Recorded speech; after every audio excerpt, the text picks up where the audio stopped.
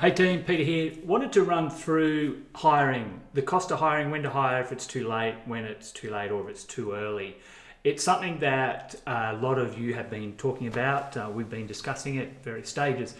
A couple of key principles. Firstly, direct staff. Then secondly, staff that are going to be overheads. Direct staff are your field workers that are busy, that as work increases, you need more. As work decreases, you need less. So you need to know your salary cap.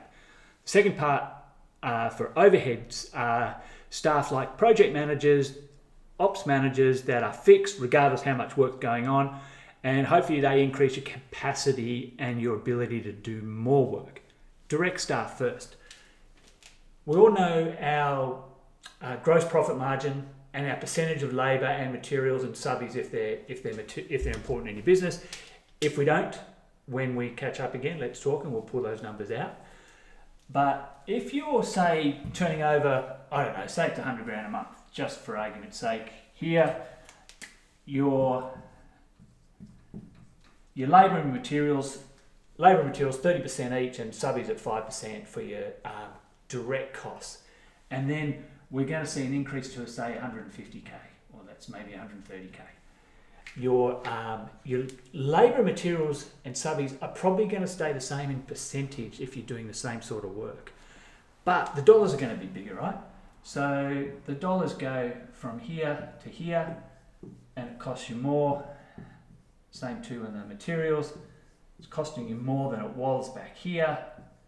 And this is a little bit more as well. But the percentage is the same. So that percentage and that dollar means you can work out your salary cap, how many people you can afford to have, and that brings me back to the profit planner or the forecast, which is here. Let me just pull that up, and we want to make sure that you're using this. So hopefully you're all filling this out, and I'm just going to do some quick rough updates. Just say I've gone through and updated some things. We've got some new projects coming in, and these are going to be, oh no, there's 120 there. The numbers don't really matter. They're going to be the numbers for you, for your business. But it's the principle that I want to have a look at. So slow down the scrolling so you don't get seasick. We've got our recurring income, if you've got that style of work. We've got our confirmed contracts, and then we've got our probables, which are defined as 70% chance, i.e. we just haven't got the purchase order yet, so there's a good chance we're going to be doing that work. Possibles, 50% chance. We're in the final throes of it, but we're not locked in yet. So we then get our confirmed, including our possibles and probables number. Now, important things here. You put in your break even, or work out your break even here by putting in your overhead per month. And in this case, this example, we're saying our overheads are 100 grand a month. At 32% gross profit, that means we have to do $312,000 a month to break even, not make a profit, just break even. So we look up here and we go, well, confirmed and probable is above 312, we're okay. But we've decided it's getting mad, and we've got to put a project manager, ops manager, someone else in that's looking after multiple jobs that we're not going to be able to recover on the job. It's not this direct labour. So we up our overheads in a forecast by 15 grand a month, and we keep our GP the same, we think. So our break even's gone from 312 to 359. This is why we do the forecast.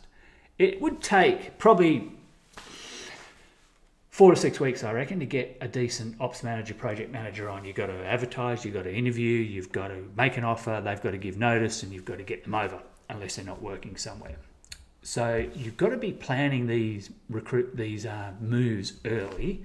And if you look at your forecast, we'll see actual work confirmed for this example is lower than our break even, because our break even's gone up, but our probables are pretty high.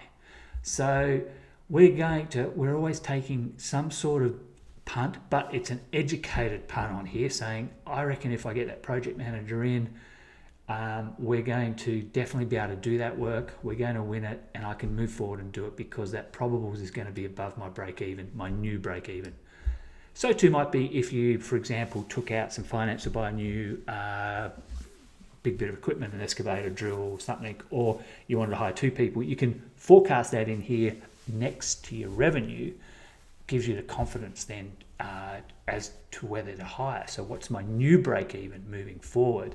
If I hire that person, put it into the overheads, so put that expense in, put it in the overheads and see how it compares to our forecast. So that is just in summary to remind you that there's a couple of things to consider. Direct staff, a percentage of revenue, and on the profit planner we've also got a headcount amount in there. Just back to that. See down here, you put in your revenue per site worker and it gives you a range, 14 to 17 in this case for that month of site workers we need. And if we win everything, we need 34. Unlikely, but that's saying there's 800. So that's probably a bit unrealistic. But you get the point. You can forecast how many direct staff site workers you need, and you can forecast how your break even will change if you put on an employee in the overheads. And the reason this is important, and I mentioned you can do it too early, you can do it too late. Doing it too early can mean you lose money, and that's pretty evident there. Your overheads creep up, or they're up. They go up in a jumper hiring someone, and we don't get the work.